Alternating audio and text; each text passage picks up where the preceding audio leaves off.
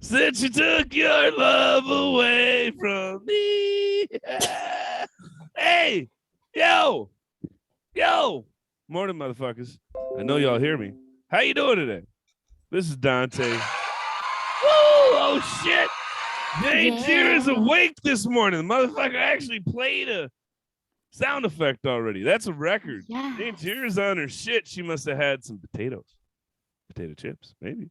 I wish. You wish? What do you mean? I ran out because I ate them all, so I have to restock. We're not fat shaming here, but we are going to call you a little snack whore for that one, all right? How about Perfect. that? Fair enough. I can deal with that. That's fair. I am kind of a snack whore. Chloe's like, this is real early in the morning to be getting called a whore already. Jesus, Mr. Suit Man. But is how we do I mean, it. it's 4 p.m. for me, so it's fine. It's 4 p.m. We've already had a scotch. We're okay. You can call anybody what you want. We got some great news today. I'm going to share it for you. For everybody who knows, we have another co-host on here. I've known him since high school. You may not know, but Polite Kitty has been going through it. Her mom was in the hospital needing a liver transplant. Unfortunately, as of, what was it? I think Thursday, we were at a point where we thought mom was gone. We had the conversation. Mom had the conversation with Audra that I don't want to do this no more. I'm not eating. I'm just doing whatever the fuck I want. And Audra was like, you know what? We're okay with that. It's mom's choice. Guess what? Mom got a liver! Woo! Makes noise. Yes. Where's my sound effects, motherfucker? Shit. So for all you guys who have been worried, Audra's mom is in post-surgery. She should be coming out of surgery sometime soon. We don't know when. She probably came out during the middle of the night. Audra's with her mom trying to rest and make sure that she's okay. So for right now, it's just going to be us and Janejira today. Make some noise. Woohoo! All three of us, right? Right? But we've got a great show for you today. This one I think is going to be very funny, of course. Funny and informative. Maybe more informative than funny. She took it personal when I said that, but I think a lot of these shows sometimes need to be a little bit more informative. Our guest today runs a very interesting podcast and company that really, I wouldn't say attacks, but I like the word attack because I'm aggressive, right? But I guess we should say covers and be a little less aggressive, right? Covers a lot of the needs, ideas, and basically perspectives of those on the spectrum. So it's going to be an interesting show. Our co-host today is here. She's on time. She even acted like she had some coffee and I had a quick quip already this morning. Give it up for the potato chip enthusiast, Janejira Damron. Hello, it's me. And we got our workshop. What is it? Our podcast pet, Broccoli, in the building. Yes, broccoli. I feel like he should do the dot shake, like, you know, the puppets. There you go. All right. Oh, shit. Looks like Chloe's brought out hers. Now, I didn't ask her how to say her last name, so I'm probably going to fuck this up. But give it up for our guest out of the UK, Dr. Chloe Faraher. Did I say that, Faraher? You didn't, and it's fine because I also butchered your name when you did. came on Academy. And the worst part is I gave her an pronunciation, at least. She hadn't given me one. I was like, you haven't watched any of my comedy or done any research because that's the first thing I joke about. I was really I'm just going to call you Princess Farquhar. Does that work? I've watched Shrek a couple times. So he's like, I'm not okay with that narrative. No. It's just really random. I don't really make a lot of expression on my face. So I don't think going by my face is a good indicator of whether I find something funny or not. Don't worry. I do this all the time. A lot of guests are like, I thought he was funny. I don't know why he said that. He's an asshole. But do you have a topic for our morning topic today, Jane? No. Then I'll ask one. I'm going to ask it again later, and we're going to have to talk about this a couple times today. How did the Will Smith slap make it to England? Let me ask you that, Chloe. It did. But I don't know whether I can have a comment on it. It's a difficult thing because I feel like it's between, I know it was obviously live and like publicized and stuff, but I still feel like it was between 3 people. So I don't know how much to comment on it, if anything.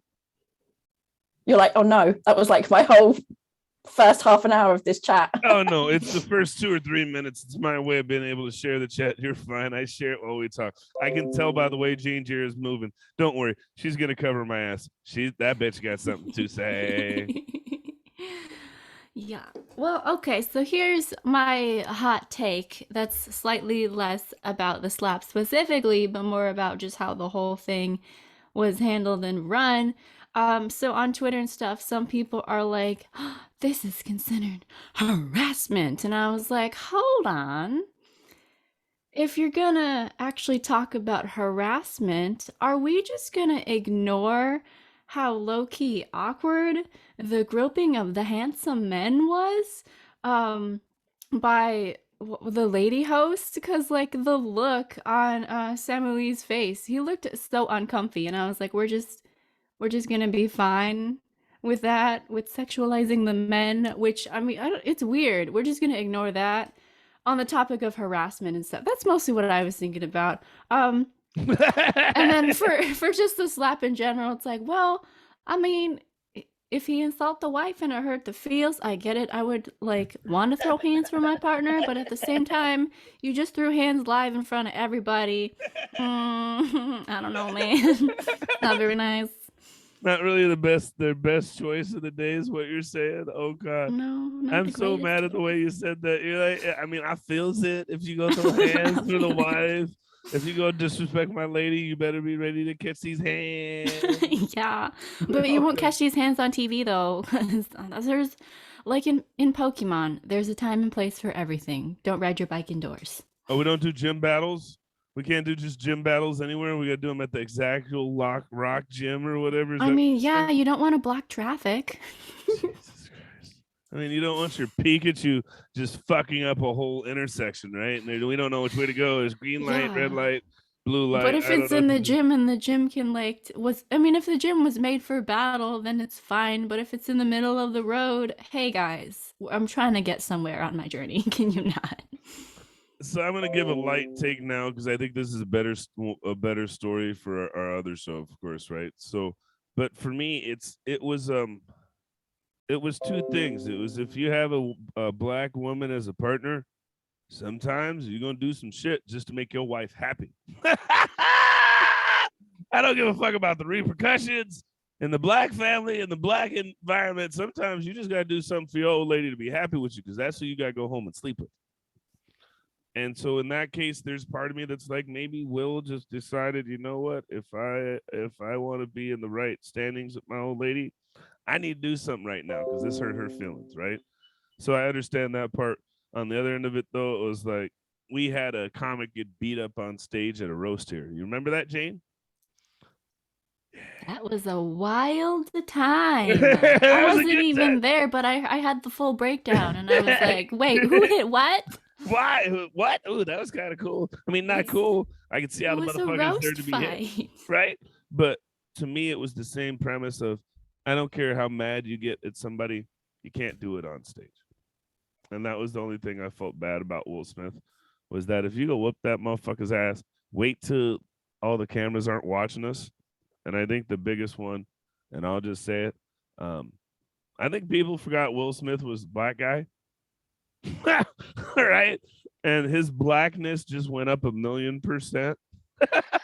So I don't know if he's going to be getting invited to any more picnics anymore or any more parties like that. You know what I mean? A lot of white people are not looking at Will Smith the same anymore. And that is the only thing I think, that's a major take I got from it. But anyways. I was just going to say, like, for me, because I don't watch those shows, they don't interest me. Like, the idea of celebrity doesn't really interest me.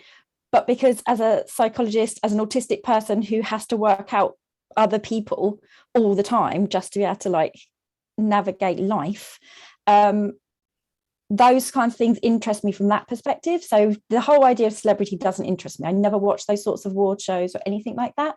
But then when that came up, it was interesting, and particularly because of lots of people saying, oh, maybe it was fake, maybe it was staged. And it's kind of like, I saw some other takes on it, which is that what would be the purpose of faking it? Like there's no upside for Will Smith, and certainly I saw some arguments that maybe it's because the award show asked them to do it because they wanted more ratings. And it's kind of like, then you wouldn't ask two Black people to do that because there's no upshot for Will Smith. In a from sense, doing that. You say that, right? But so let me tell you, in our community, in the Black community, a lot of Black women are like, yes, bitch, and snapping and raising. Am I wrong? Janejira is like, yes, that is correct. Protect your woman. That's what Black love looks like. Yes, king, protect your queen. On the other end of it, do you know that Chris Rock's tickets for his actual tour went up 5 times in price? So a ticket before the Academy Awards for his latest comedy show was like $49 for cheap seats. After he got slapped, cheap seats were $350. Damn. He opened his first comedy show with, "What did y'all do this past weekend?" And everybody laughed, right? So, well, I don't think you want to take a slap to get money. I believe the slap did increase his share. The slap did increase his viewability. It did increase people wanting to see who he was, what he was, and all that. But we'll cover some more of that. I'm glad you brought that up. Chloe's, I don't give a shit if they're a celebrity or not. I just like to understand the dynamics of what happened. That's it. Fair enough. I can't help. I watched some like guy who does basically analyzes behavior. So I was listening to him and his take on it because that's what's interested me. It was the behaviors of the main 3 people in that scenario. So Jada and Will and Chris. Oh, I'm not mad at you. I was just I love. Oh no, didn't say he was. And it's funny. Northern Audie's on here. They're going to be our guests soon. But they commented that it's kind of interesting to see that Chris Rock hasn't actually apologized to Jada. And that is kind of interesting, is that I think a lot of times when we get into these situations and we get into, like, I think the biggest thing, and especially a person of my size, and I talked to my girlfriend about this when she was like, what would have happened is, pardon my French, motherfucker, I'm 6'2", Will's 6'2". I'm 280, though. I wish that motherfucker would have came up on stage thinking he was going to slap me, right? And then the other part of it, right, is when you are this size, if you show any kind of physical frustration, you're now dangerous. And so that's the part that I think is kind of hard here, is that it really is, as a larger Black man, I know for a lot of people, they're like, those Negroes are just angry. They can't take a joke. You know what I mean? And so that's the hard part I think it associates. I don't know how you ever get that back. Will Smith will never be just Will Smith to a lot of people again, if you know what I mean. But anyways, that's enough. Chloe brought me back in with her good point, though. I do appreciate that, Chloe. But anyways, Chloe, tell us who you are. Tell us a little bit about yourself. Oh no, and that's always weird because I'm so used to having guests on that I don't actually have to explain who I am as a human being. It's very strange. And I actually shut down in a meeting recently because it was a meeting full of non-autistic people and I wasn't expecting that I was going to have to explain who I was as a human being. And they asked, "Oh, everyone, do some introductions." And I just shut down and I didn't talk for the rest of the session. I just used the chat box. I was not expecting that. Slightly different here. You don't mind me rambling, so hopefully. No, we like rambling. That's kind of what we do here. Who am I? I don't know. Who am I? I'm the existential question. I know, Dr. Chloe Faraher. I'm not that kind of doctor. I have a waffly philosophy doctorate where I looked at how to basically improve people's attitudes towards others, but also themselves if they are different. So if they're neurodivergent, by using a terrible play that I wrote. I'm not an artist or a creative, and I wrote this terrible play, but reframing basically what people class as mental illness, but talking about it in terms of neurodiversity. So that was like my bread and butter. And then I hated that thesis by the end, because you just do when you do a PhD. And it became, we refer to it as the feces by the end. Feces, yeah. Project, yeah. How's the feces doing? But in general, who am I? Oh no, who am I? I'm an autistic person. In lockdown, because what do you do in lockdown? You figure out something to do in lockdown. Created Academy, which is an open platform where we only host autistic guests or neurodivergent guests to talk about We'll get there in what a it means second. to be autistic. Yeah, hell yeah, perfect. Time out. That's a great place to start. I'm so glad. I'm so glad you said that, because usually, we get this whole interview thing and we do our little thing. I didn't think it was going to work well with you. I know how you are. So I said, I'm just going to talk to you. You're a podcaster. And you said you run Academy. And I'm glad you said it your way, because I always say Academy. I don't know why. I don't know. It's my phonetics. You say tomato, I say tomato, right? My friend Annette is autistic, dyslexic, dyspraxic with attention differences. They cannot say Academy. And they are a part of Academy. So it's fine. No. I like how you're like, she's part of the thing and she doesn't even get it right. So fuck it. They can't say it either. It's fine. Right. So here's my thing. Somebody said you're a personal proctologist. Oh God, you're Ben's personal proctologist. This is getting we've got Sai and Ben in the comment section. So that's going to be interesting. We're gonna have a good time. I see. Yeah, they're enjoying themselves. But the thing for me is, I remember when I interviewed you about doing this, and you were like, "Well, I'm not sure if I count as an artist," and I was like, "You create content." Right? I'm very self-deprecating when it comes to that thing, because I can't do a piece of art in the sense of like a drawing or a poem or so I guess I was like, surely you want an actual artist on, like Annette.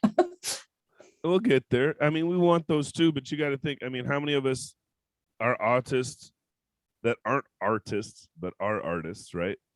And so that was the whole idea of the show, is having autistic artists on here, right, that are fantastic. And in your case, I felt like your platform, because I've been a guest on your show, really is expressing a lot. It doesn't always have to be artful, right? It is expressing the human art of living and society and all that. So let's talk about that. You said you run Academy. You guys interview autists. What's your mission statement? Do you have one of those, or what are you guys doing? I do have, I started with some key ethos and like guiding principles, but basically gentle education, because so many people are coming at learning about autism from very different standpoints. That was so cute. Look at the cuteness. How dare you, Dante? It's so cute. Nobody saw that. You weren't supposed to say, look at the cuteness. You're pinned, okay? Chloe saw that kiss. It was so cute. Nobody else saw it, you son of a bitch. Go ahead. I didn't realize you're pinning. So like when we stream, I say obviously, but we stream so you can see everyone. I didn't realize that you're doing it. So, they wouldn't see the cute kiss. Everyone, there was a cute kiss, just in case you missed it. You just told the whole, everybody, there was the cute kiss, in case you missed it. Thanks. Just in case they missed it. But it was just this idea of gentle education, but particularly, there was a number of things, like there's so many fantastic autistic advocates with fantastic platforms. But sometimes we end up quite islands of autistic experience. And I didn't want that. I wanted to try, and I'm still trying, it still needs to be better. I still need far more representation without being tokenistic of Black people, people of colour, learning disabled people on Academy. We've had a few people, but it needs to be better. And I need to do better. So I'm always trying to push for that. Stop, because I don't want you to say that. Because here's the reason why. I had a very interesting conversation with a friend, my girlfriend's friend yesterday, and we were talking about this. And they're talking about how they feel kind of spectrumy and there's friends. And I was like, so here's the thing. As Evan, you're 40 years old, you're white, you're a male. You probably would have got your diagnosis because that's who was given these opportunities. If you're a woman, you really didn't get it. Especially if you weren't a white woman. And then if you're a person of color, especially larger male, you definitely didn't get it, right? And so I don't know if it's fair for you to be looking for something that's not really classified yet. And when I say that, Michael Che in his last was like, Black people can have autism now? I'm like, it was a joke, but it was the truth. And I've talked about it on our podcast, like, if you look, I may be the voice of Black autism because I'm the only one really confronting the thing or doing it as an entertainer consistently. And so I don't know if there's a pool for you to choose from. And I also want to say, I might need to come back on. That's my fault. I'm a Black autist who has, fuck you. Don't give me that cultural appropriation head shake. Like, I wasn't going to say it, but it's your fault. I know I saw that, Chloe. She's like, Come on, I want, I'm just giving you shit. I just don't want us to ever be an island. I don't want, and this is the thing as well, that you're right, there is that problem as well, which but I want to take some of it on my shoulders as a white person, that I need to make a safe space that if people do want to come on and do want to have a discussion with us, that I'm doing that appropriately. And if they don't want to come on, it's kind of like, okay, what are we doing that means that they don't want to come on? Like, I guess I'm trying to look at it from that perspective as well. Like, how can I do better? I'm gonna cry. You're a pretty good ally. Yeah. You get a black hug. We'll keep you on the team this year, okay? I'll do finger bumps because I don't do tactile like cuddles, but the finger bump would be nice. You don't do If I've tactile got to see him. cuddles. You got to do. We're not gonna work if I can't get my old ladies over here like I've got this. friends. If you I've don't got cuddle, friends if you don't who cuddle love this fucker, he's gonna cry. Yeah, I need my cuddles. I'm like a plant. If you're crying, then I would definitely give you a hug. But any other social reason for hugging is just really bizarre to me. But yeah, I just, yeah, go on. No, that was one of the things Evan brought up yesterday because he's like, so how are you with like hugs? And it's not really good. No, if I don't want them, don't fucking touch me. And if I didn't ask, definitely don't fuck. Who comes up and hugs a 6'2", damn near 300-pound black guy out of nowhere? I've had that happen, and it is very uncomfortable. I'm like, what are you doing? Get this white woman off of me! Help! Sorry, did I go too far? Well, let me tell you. I love Academy. Where do we find Academy? Where's it at? Well, I keep calling it Academy. I don't know. Fuck. It's Whatever really you call fine. it. We're in places. I'm really bad at promoting us as well. Like, I don't necessarily want us to get too big, because at the moment I like the community feel. Like, people are nice to each other in the comment section. People are having conversations. There's non-autistic people and autistic people in that comment section, learning, chatting.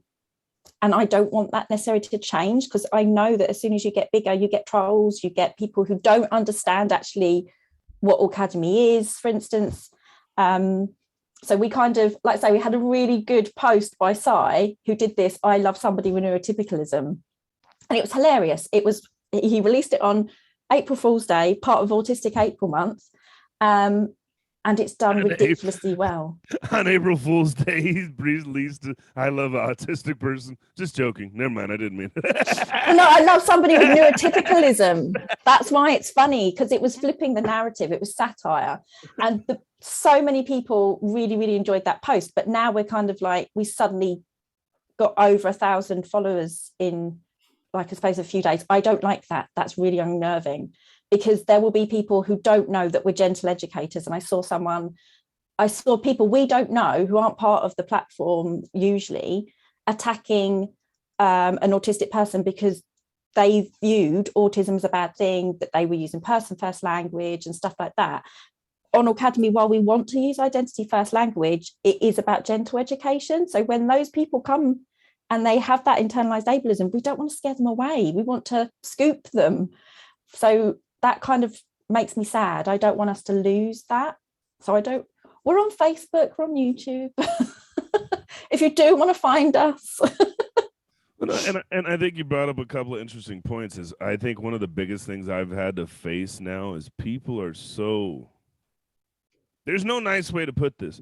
Being neurodivergent isn't like being mentally disabled. And I think a lot of people do not understand that difference. I'm autistic. I don't have Down syndrome.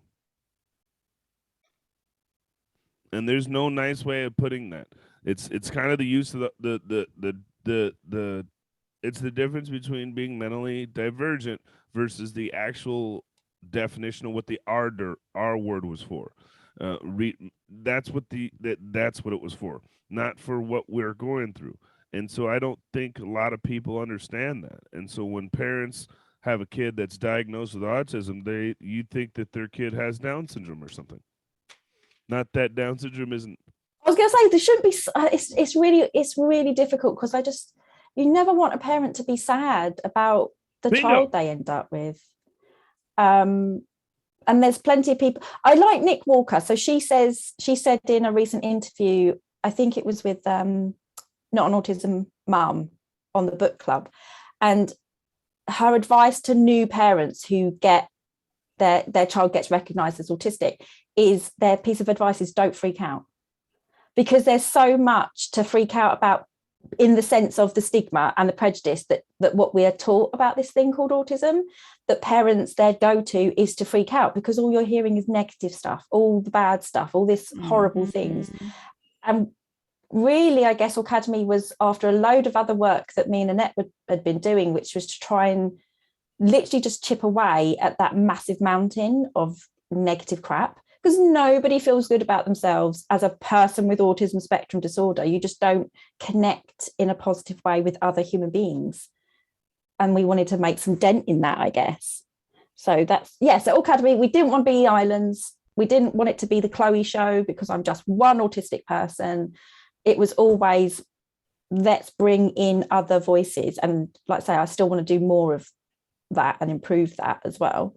But yeah, just to have those different perspectives. I've gone off on a tangent in my head. You're fine. Hey, I'm pretty sure Jane was thinking the same thing we were. That's kind of what we do here. And from a different standpoint of, I guess our point here is we want people to be inspired on the spectrum, to understand that a lot of us creatives out there are oddies, right? A lot of, if you talk to a lot of us creatives out there, a lot of us are neurodivergent. Almost all of them have some sort of mental, I don't know if difference. Difference. There we go. Yeah, difference, right? Yeah. So I went from, in my university, I went from being in the psychology department, quite straight-laced. There's still a few neurodivergent people in there, and then I moved over to the arts building. That whole building is just full of neurodivergent. Building. Yeah, it's just full of neurodivergent people. Like so many neurodivergent people. And when you have Annette on, you should ask her about that, or ask them about that, sorry. Because when they were very openly autistic as an artist in that building, suddenly all the other neurodivergents came out the woodwork because somebody was being very openly flapping in the faces of people as an autistic person. So suddenly people were saying, I think I might be autistic, and actually I'm autistic. And it all started, people coming out the woodwork, which was great.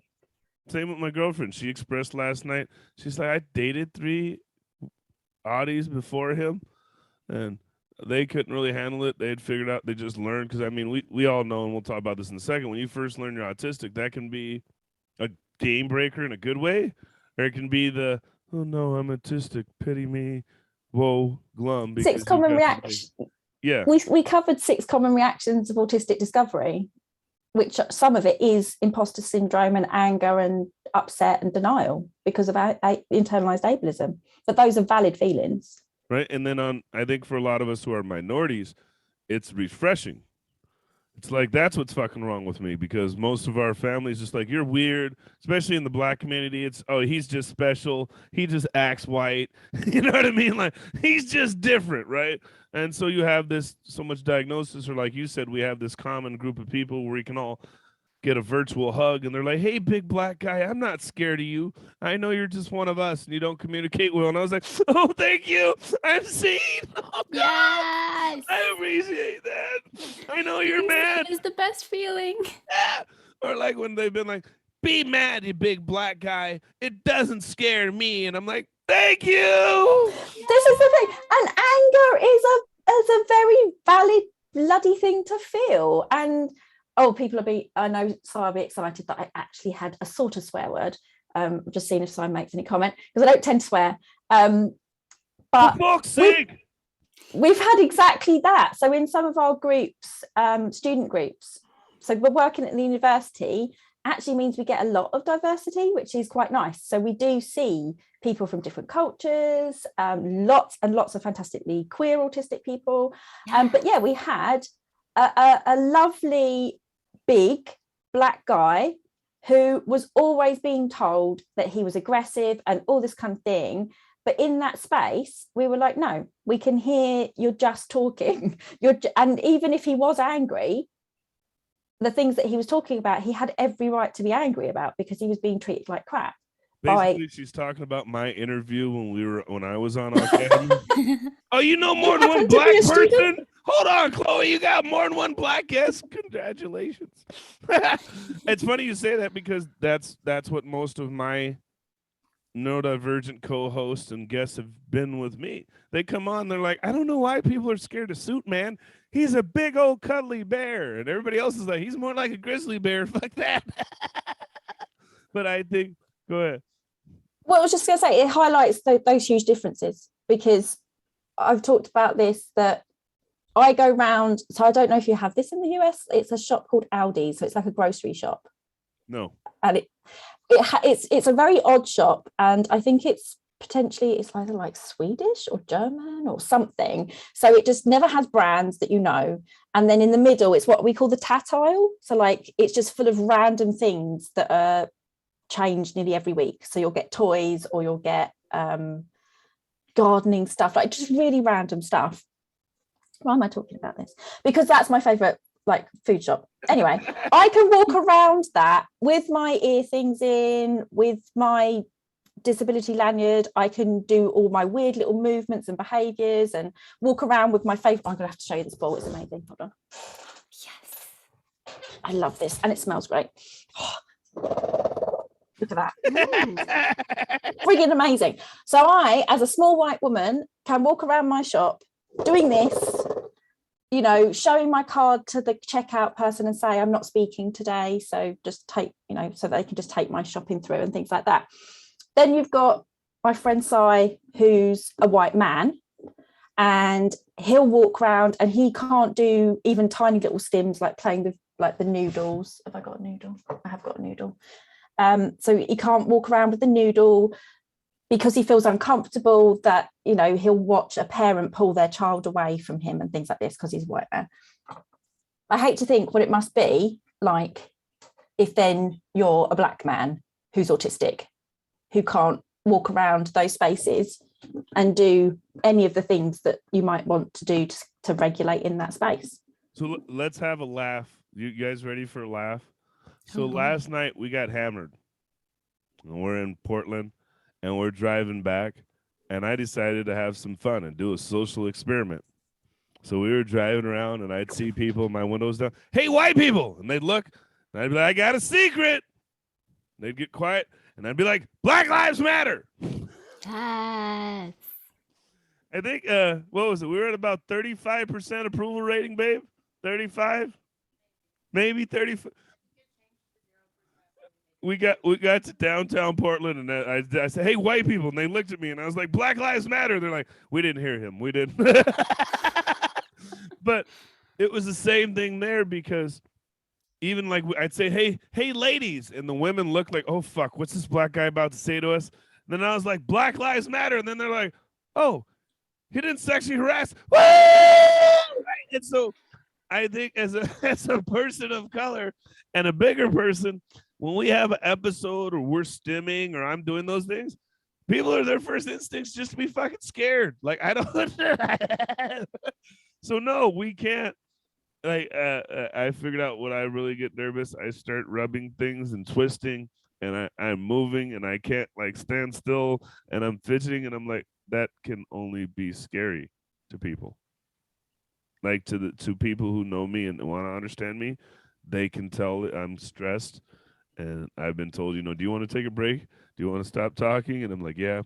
To a lot of other people, they look at me like, oh, he's barely able to contain himself. He's about to blow up. And it's, no, I'm not about to blow up. I'm having a hard time communicating. And so, I don't know. I think it's different. We just get looked at as, and we even talked about it. There's remind me later. We're going to talk about the new pleasure show on fucking Netflix, not for this one. Chloe was like, whoa, pleasure. You didn't finish the sentence, so it was just like the new pleasure show on fucking. That's all you said before you finished the sentence. And I was like, oh, whoa, there's pleasure in fucking. I hope so. There should be some, right? At least a little bit, right? Jesus, if you're doing it right. But it talked about how even the use of pleasure and sexual pleasure for black women has been taken away, especially for those minorities. And so just simple expression, right, is something that I think is hard for people of color. So let's get back to the good the good questions, though. I mean, not that these aren't good. What, how old were you when you were diagnosed? I was 32. Oh, how old are you now? 38. Oh, shit. You're not. I thought you were like 28. All right. I see Me you. too. I see you, Chloe. What? I mean, to be fair, I've got a filter on because I didn't put any makeup on today, but I do get told I was thinking I might do this because this isn't Honor Academy anyway, and particularly because you've got the potato chip, and so Si's made the joke because I always used to get called Dr. Potato, and which I started because I have a very round head with a shaved head, but then you've got this. Yes, for our This makes me audio-only happy. listeners, this is the 100% potato filter where you can become an underground potato with a face. Okay, I'm not really seeing a difference, Chloe. Did you change It makes there? me very happy. This potato makes me very happy. It's actually kind of fitting. I can see you smiling more now that the potato's on. Oh, that's kind of scary. Don't do that. Don't do that. But it's just because you can't see my arms so or anything. So it's literally just, and then I can look like I'm leaving. And things. It's just amazing. I know. Well, because you can be a normal potato. Naked. Can't be a normal potato. This is true, or a very excited potato. So for people who can't see, I now am a potato with sparklers and a little hat on, which makes me very happy. You could be a French fry as well. But yeah, it makes me very happy. My garçon, what is it, garçon? What's his name from fucking? I can't remember. Anyway, so you said you were Gaston. No, that's the other guy. No one drinks like Gaston. I like that guy. That's my guy. Anyways, fuck. You got me off from track. Ratatouille. Hey, yes, because you mentioned my age, which comes up sometimes. Yeah, you're 30 something.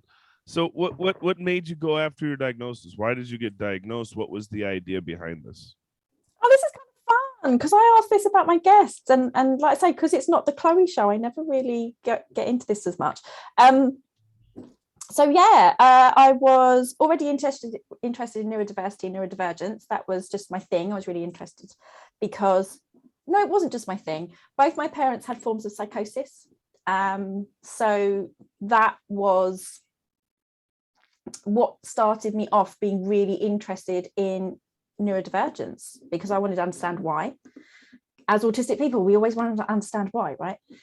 So I went into psychology late because I couldn't get into school and I didn't do very well at school.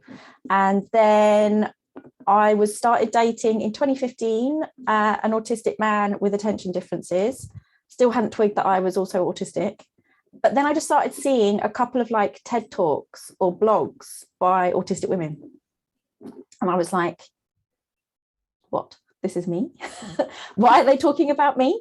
Yeah, so I started looking into it more. And then I found the Samantha Craft unofficial checklist, which is really useful if you don't have that sort of very stereotyped autistic experience. And it's from the inside perspective looking out. Originally, they wrote it for parents, I guess, for their autistic girls. But me and Annette degendered it because it's not really a gendered experience. It's just an autistic experience from the inside perspective. I took it to my GP, so that's our general practitioners in the UK. And I just said, I had a little cry in the waiting room because I found the checklist in the waiting room when I went in to ask, can I be put through for a referral? And yeah, showed him my evidence and my 13-page document that I'd made about all the things that made me different. That's not an autistic thing to do. You don't take, yeah, obviously, you know, autistic people don't take a USB stick into their GP and tell them to put it on their desktop. Autistic. Yeah, that is definitely. Here is a full, perfectly formatted presentation on my issues. You're welcome. Basically, yeah. And then I got really angry with him when he went to just remove my USB stick, and I was like, "Make sure to eject it first, please." Mm-hmm. And things like I'm gonna this. need this for later. God damn it! I'm doing a whole presentation of the family as well, so I'm gonna need you to leave that intact. And here's my little clicker, by the way. If you plug this into your other USB port, you can just use this, and this will speed the whole thing up. I totally told that. I brought out the clicker. Yeah, I love clickers. Here, just plug this in. We'll go ahead and get this presentation started. I also told the GP off basically because through my tears, because his desktop, as in on his PC, just had, you know, when older people who don't really know how to use like PCs, they have all their files like all over the desktop. And I was like, that's very upsetting. Like, why have you done that? It's just anyway, so, and then started going to, there was an autistic women's group at my university, so I started going to that and meeting other autistic people and actually getting some answers, because you don't get those from the diagnosis. What do you mean answers? What kind of answers were you getting? Why do I do that weird thing? I thought everybody did that thing. So basically, when I looked at the so-called official checklists that are written by white men who aren't autistic themselves, looking at autistic people and basically writing about white autistic boys, middle-class white autistic boys, middle-class white autistic cis straight boys. It's a very particular checklist, but it's on there of like, you tick, you know, strongly agree, disagree, whatever, but one of them is like clears throat often. So I tick that and I go into my assessment and I'm hoping they're going to explain, why is that on that checklist?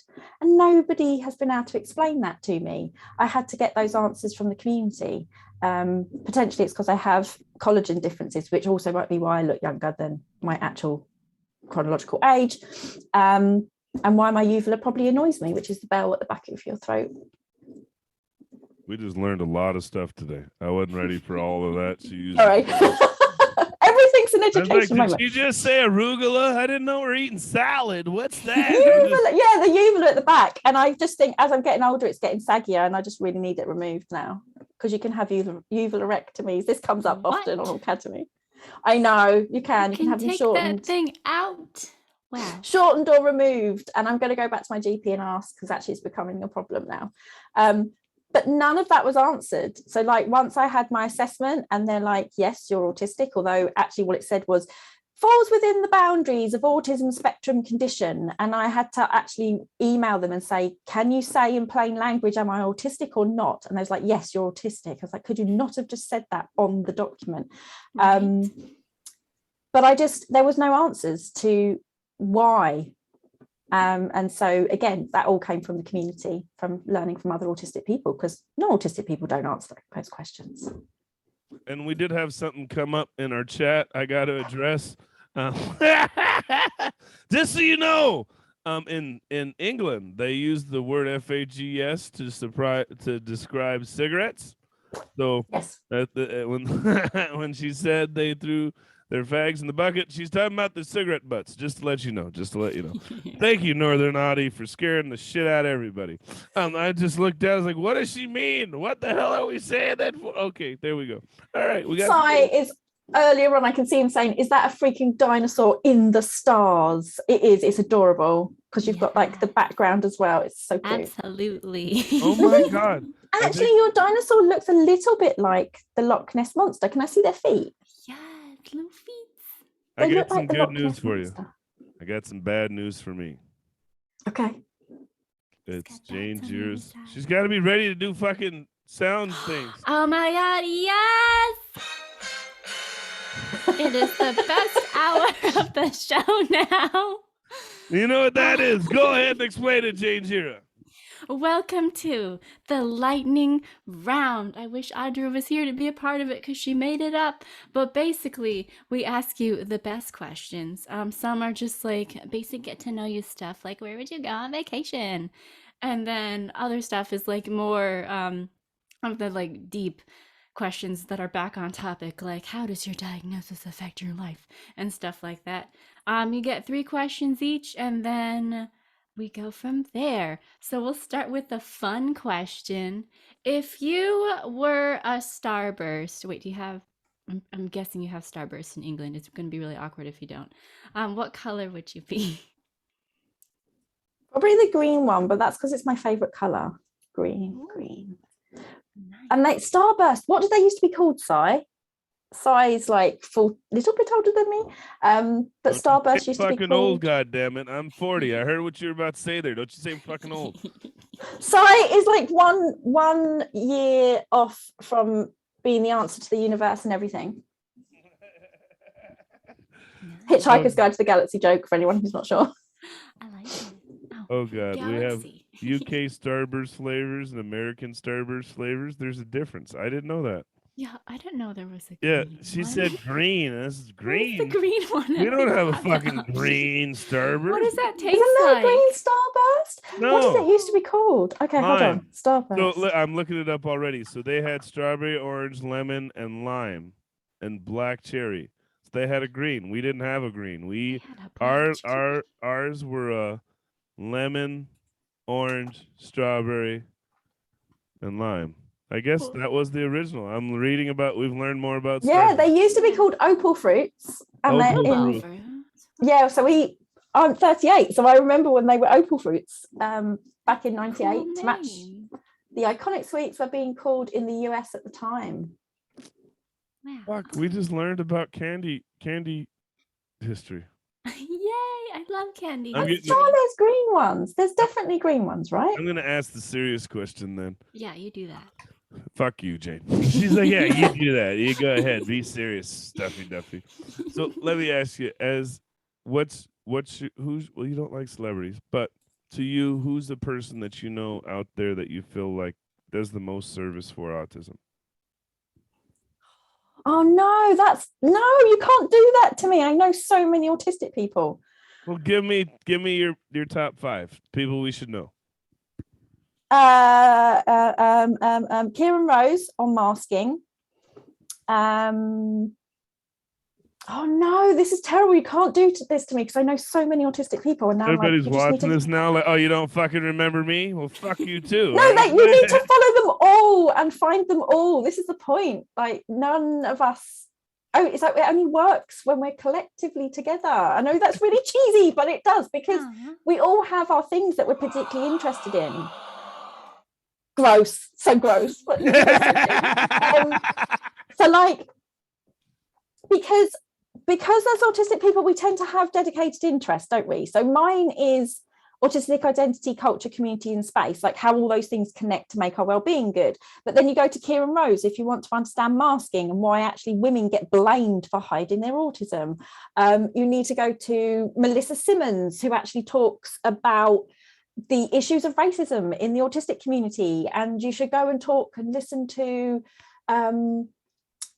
Priscilla Isles, because they talk about how we're more likely to get sucked into cults and things. Like everyone is got their dedicated things that are really interesting.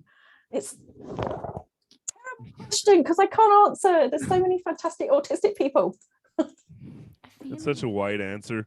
Yes, black people, but their favorite thing is, oh, they know. Yes, Asian lady, she can tell you what she don't like. Let me tell you. Yes. All right, easy question. Go ahead, Jane. If you could go anywhere in the world to give like a cute little presentation about your special interests, where would you go and what special interests would you want to present about? We're kicking Anywhere in the Chloe's ass world. today. I know, because these are not questions I've ever been asked before. So my presentations and training and talks get longer and longer over the years, because when somebody asks me a question I wasn't prepared for, it becomes part of the presentation. So nobody can catch me out next time, right? So you are asking questions that nobody's ever asked me before. So what is it, if I could go anywhere to give a talk, I probably would want to do it like, I don't know, be beamed into everyone's like television show, like so that we can actually explain what autism is. Yes. I don't want it to just be one little group. Actually, I don't care necessarily about the non-autistic people. Sorry, neurotypical people. I want all autistic people to learn what it means to be autistic from other autistic people. Yeah. So can we do that? You Can sound we like a just black have- person. Like when black people get asked this question, who do you want to get your message out to? We're like, fuck white people. We don't care. We just want other black. Yeah, right? We don't care about the neuroregulars. We just want neurodivergents to understand we're out here. We love you. We want to hug you. Right? Mm-hmm. Exactly. Exactly. Yeah.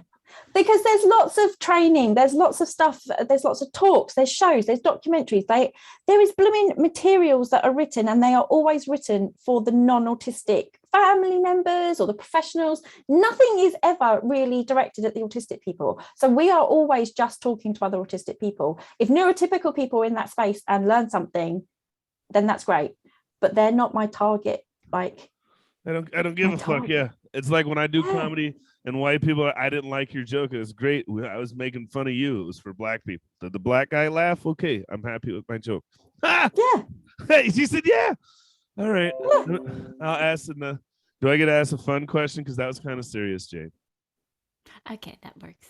That works. That works. Okay. So my favorite question is, if you could be any dinosaur, what dinosaur would you be? How dare you?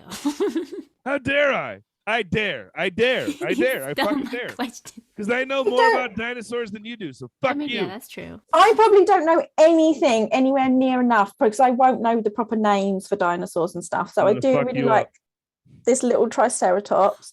But I have actually got, coming from, I think it's somebody crocheted it in Canada, and I'm still waiting for it to turn up. So they like crocheted me, but this really big dinosaur that I get to snuggle, but I have no idea what type of dinosaur it is. It's just a snuggly crochet one that I get to snuggle when it gets here. Dinosaurs. Oh. I don't know. That's a shit answer. So you'd be a Triceratops. Is that basically what you said? Probably Triceratops, yeah. Probably. That's not Probably, the fucking answer. I need a real answer out of you. You know what I mean? I need consent to assign a dinosaur to you. What's the dinosaur? Okay, Triceratops. I'm going to go with Triceratops. All right, that's fair enough. It's armored. I'll take that. That's a satisfying answer. I think the Stegosaurus is more cool, or the Ankylosaurus, but it's all right. I'll let you be. Go ahead. What do you got? Next question, Jane. Next question. Well, my question was, what's your favorite dinosaur? But I guess we know the answer now. Shut up, Jane. Get back on fucking topic. It's going to be my crocheted one when it gets here, but I don't know if it's actually like a specific dinosaur. It's just like, I don't know, a generic looking dinosaur. It's the mega cute. Oh, yes. Ooh, if you try any new hobby, what would it be? I like how you slick that one in. Say it without her. Give her a chance to hear it. Just, if you want any hobby, like you answered. Okay. What would be your new hobby if you could have one, Chloe? I'm really bad at wanting to do things. I don't like doing things. So our like motto with my group of friends, which is like 3 people because I'm autistic, we have huge groups of 3, is we don't like doing things, only stuff. So we don't like doing things like being an adult, doing adult things, but we do like games and snackos. So like tabletop games, card games, like Dungeons and Dragons. So hobbies, D&D then, because I have never done proper D&D. Yes. Oh, that would be so fun. Fuck you guys. Right. I don't with D&D. Because I hate the fact that everybody now, right, is okay with Dungeons and Dragons and Pokemon and Avengers. And 20 years ago, when I liked the shit, you're a fucking weirdo. I know you're cool and all, but you like that weird shit. So the popularity of nerd shit is just like pissed me off. I always wanted to do D&D, but I went to an all-girls school in like a really poor town. There was no D&D cool is people. Free. All you need is piece of paper for D&D. No, but I had no friends who would do it.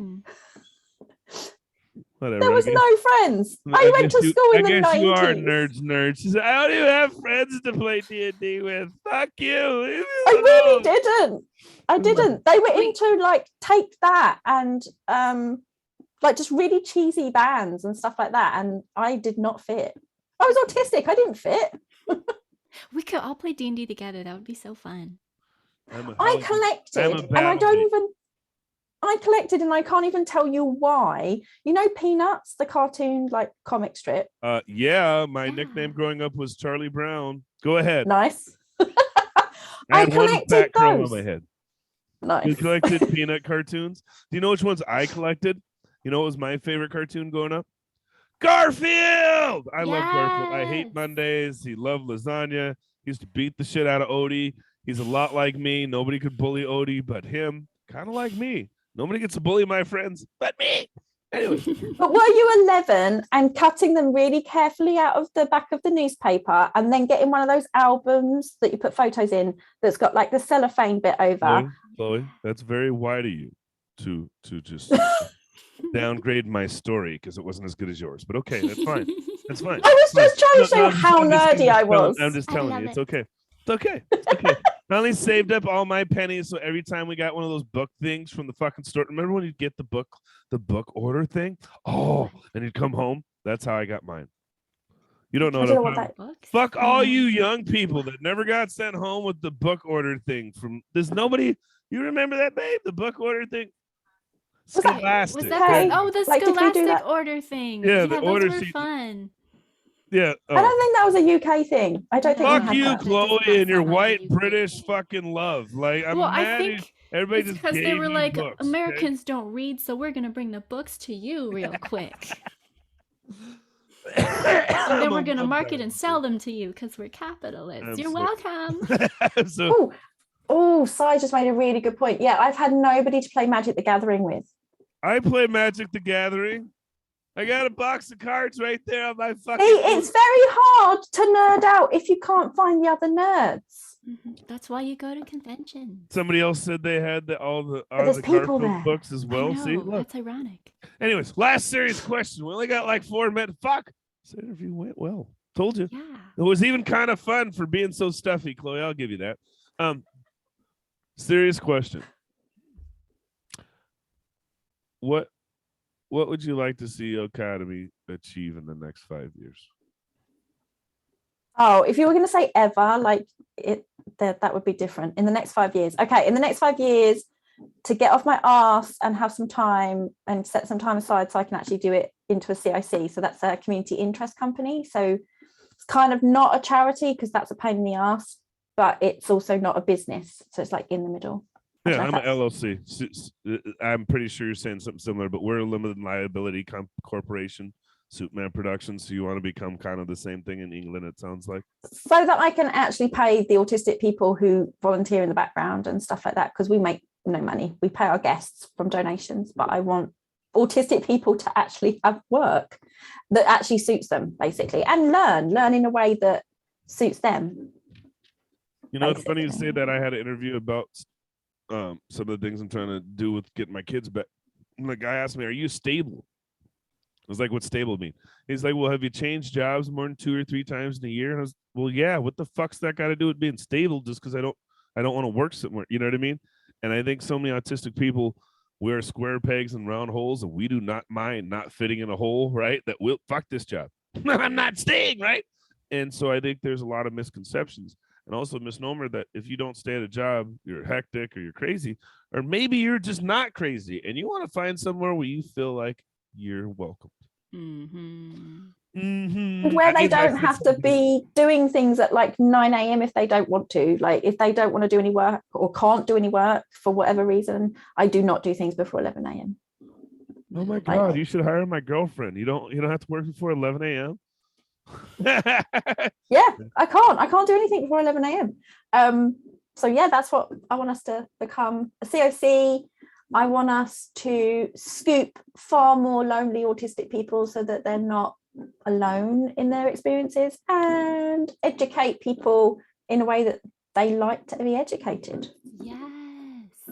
Like not in the stuffy. You keep calling me stuffy. I'm a bit stuffy, but I'm also hilarious, and I like to try and like bridge the gap between. Nobody said you were stuffy. We just said you were a little serious. Jesus. You definitely said stuffy. We don't even use those words around here. Okay. And we don't personality shame around here. Okay. Anyway, so it's fine. We just say that you're funny deficient or something. You know, you're humorous deficient. So we do ask, do you have a question for us? See, look, even that question is not a question I was prepared for. So I'm just like, motherfucker, you're not supposed to be prepared for anything. We told you this was going to be different, right? Yep. We're not like other podcasts. We're unique. Okay, this isn't a cookie cutter podcast. Okay.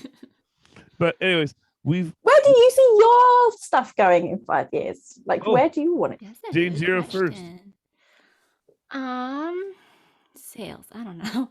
Well, I just opened my new art store with like my cute Animal Crossing inspired stickers and my prints and like my resin stuff and just like all the sparkles because I had a different store, but it just wasn't sparkly enough. And I was like, you know what?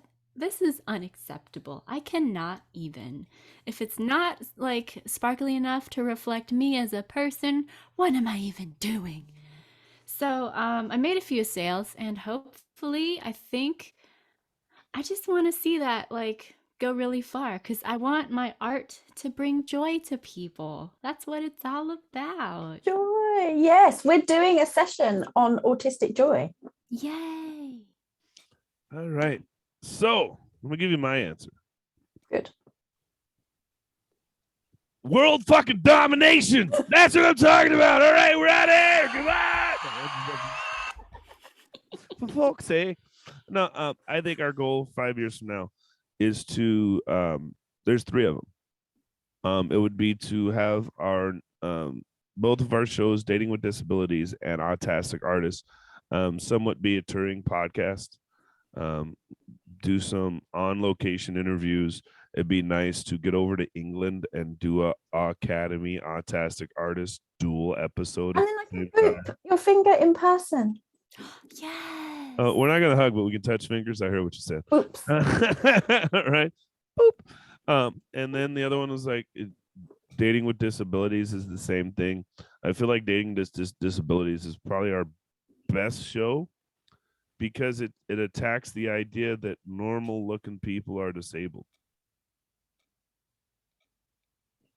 That not everybody has to be like Benny or be like there's a lady we want to interview, Mindy Lane, who is missing her bottom torso, right?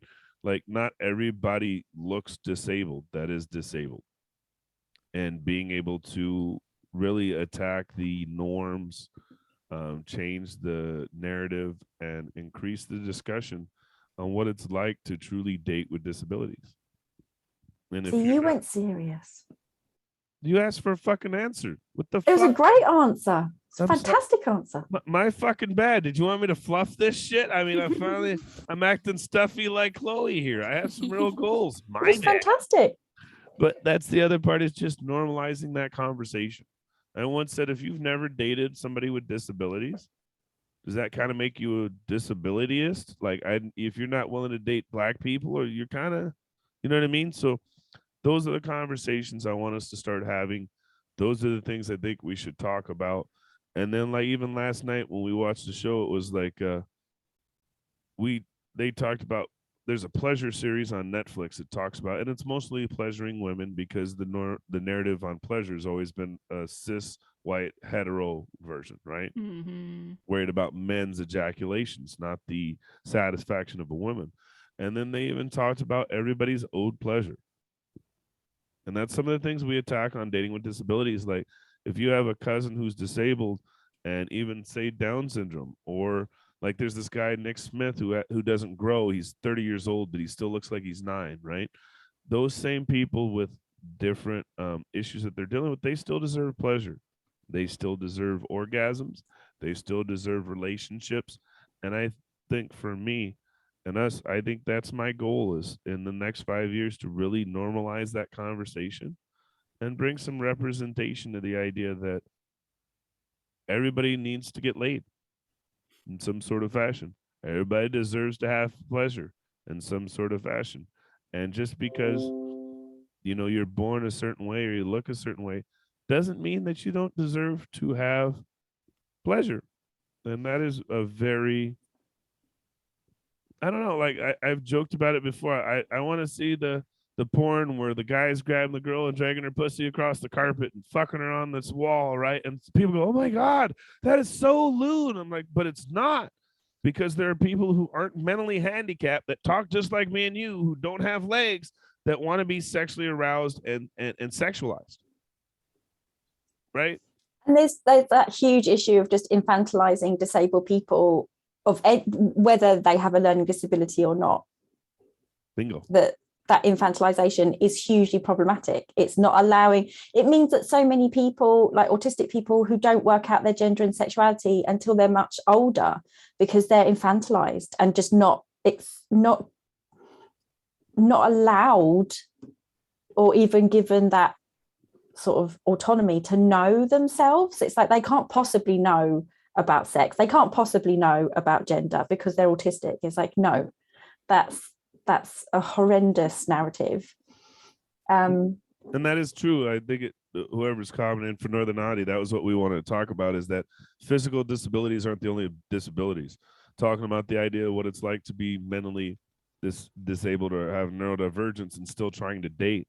It was funny. Our last guest on Dating with Disabilities, not our last, the one before that, was Emmanuel Frauner, a Black man out of New York.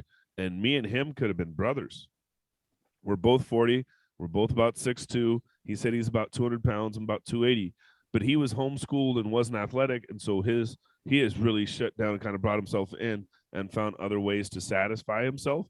Whereas I was forced to be in school and I've shut down in other ways. But the conversation took some not weird turns, but interesting turns when he was like, yeah, I pay for massages and happy endings. It was didn't feel any way about it. And, my partner talks to me about all the time about being sex positive with sex workers. And we've even talked to other guests like, Jamie and all that, about how do you get somebody who's in a wheelchair to have an orgasm? Well, you've got to pay for a sex worker. Well, that's illegal to use their disabled income and things like that. So I think make it safe and legal. Yeah, right. So these are all the barriers, the conversations that I don't think nobody's even having. Let's just be honest. Nobody's having them, let alone discussing them and bringing them to the forefront. So thank you.